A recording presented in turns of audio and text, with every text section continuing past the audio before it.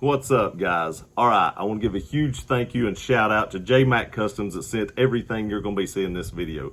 They sent the rail system, they sent the mount, they sent the mount for the Aimpoint T2 Micro, which is amazing whether you see that on. They sent the sling mount, the upper mount, they sent everything you're seeing right here, gas tube to install it with.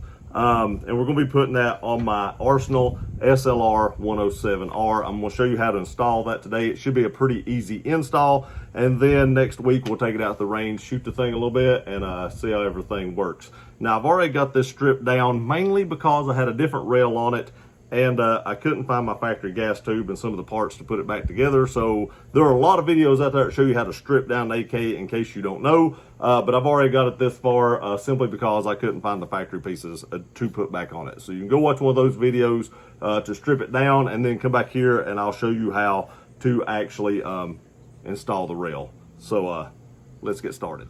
Okay, first things first, before you start stripping it down, make sure the gun is unloaded, make sure there's no ammo around. I have no ammo or magazines on the table.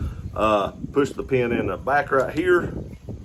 This was a little difficult to get that pin or that little post pushed in. Back plate comes off like that. Take your spring, pull it forward, pop it out like that right there. Set that to the side.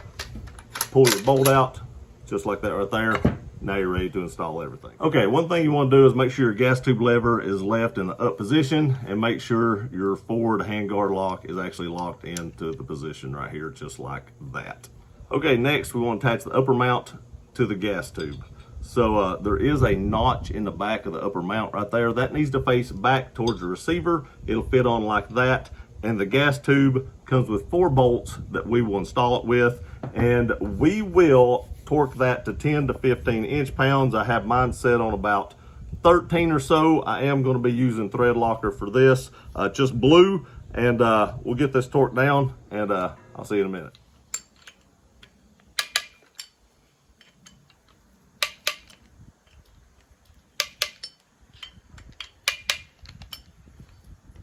All done. Okay, next we're going to install the gas tube on the rifle. It slides over like so, drops down like this. Again, make sure your lever is in the up position. Okay guys, next we're going to be installing the mount to the handguard, just like that right there. You'll be using the 4 screws that are that come with the mount, and I have already used alcohol to clean the screws and the thread holes and stuff like that to make sure it are degreased, because I will be using blue Loctite on all this. And remember, you just want to hand start these right now, because if you fully torque these down, it could make it more difficult to install this to the rifle. So just hand start these 4 on these 2 holes right here and the 2 holes on the opposite side. All right, so now we're going to attach the lower handguard to the rifle. Again, make sure your gas tube is put in correctly. These are loose, and we'll just attach the lower handguard like such, like right there, and it should look like that right there. Again, we will be hand starting the 2 screws that come with the mount, and they go in from the bottom right here. I'll be using blue Loctite on that, and they go in from the bottom, so just hand start these, and we'll torque everything down here in just a minute. Okay guys, next we're going to tighten down these 4 screws right here on both sides of the handguard. It's a 3/32 wrench, and they'll be tightened down to 15 to 20 inch-pounds. I'm just going to snug them on one side, and then I'm going to snug them on the other, kind of pushing down on the handguard to make sure it's seated all the way, and then we'll finish torquing these down to its final torque. All right, now I've got them all started, I'm just going to torque it down here. I'm actually going to do this in a zigzag pattern. Not sure that's necessary on these, but I always do that on any hardware that I'm tightening down. Then I like to go back and hit them one more time. That's just me, just to make sure that the torquing sequence didn't make any one of them loose. All right, now it's time to tighten the handguard to the gas tube. You'll use a 9/64 bit, and you'll tighten it to 20 to 25 inch-pounds. Now when you're doing this, make sure you use even torque on both sides. There will be a gap in between this and the gas tube, the upper mount, and make sure down here at the bottom that this is fairly even on both sides, and I will be pushing down on it to make sure it's fully seated. All right, there it is, fully assembled. Just flip this lever back down and you are good to go. Now, I do want to say this thing feels very solid. It feels really good in the hand, and I really like it. Now, one thing they did send is this QD mount right here. And this QD mount will go over this sling mount right here. It just goes straight over top of it and tightens down. And they say this does two things. It helps with the rigidity of the rail right there, and it also helps keep your hand off this sling mount right here, which can get hot during rapid fire or a lot of rounds per day. This is just an M-lock piece. Everybody's probably put on M-lock. You just slide these flat pieces right here in between the rails and tighten it down, and that's what I'm going to do right now. We'll be back here in just a second. All right, last thing to do is install this handy dandy little T2 mount right here. Now, the great thing about this is it mounts very low and allows you to co-witness your irons. It sits much lower than the RS Regulate mount that I had on this before.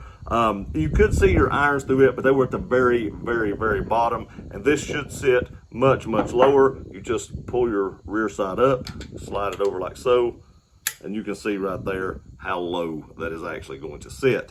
This will be torqued down with the 4 screws that was sent with it to 20 to 25 inch-pounds. I will be using blue thread locker. We'll get this tightened down. We'll see you back in a second.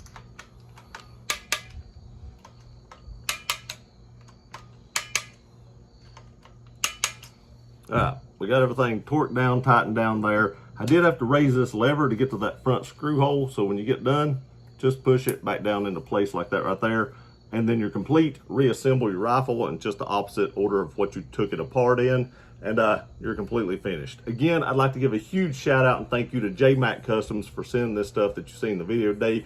Go check them out. I would love to be able to link them in the description below, but according to YouTube rules, I can't do so.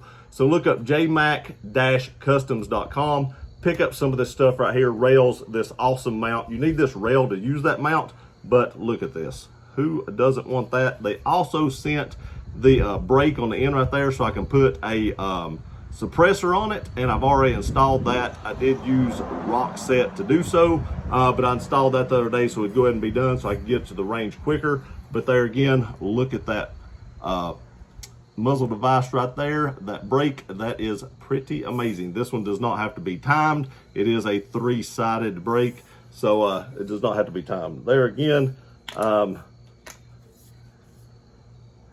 yeah, you can co-witness these, no problem at all. Pretty awesome right there. Again, jmac-customs.com. Go check them out. Also, please like, share, and subscribe. This video is probably not going to be monetized, so please share this and like the video so that we get more views on it. And again, if you're not looking for something for your AK and you got a friend that does, send them to Jmac Customs and get them to check this out. I appreciate you guys watching this video. Please like, share, and subscribe. Next time you see me, we'll be at the range with this bad boy testing it out. We'll see you next time.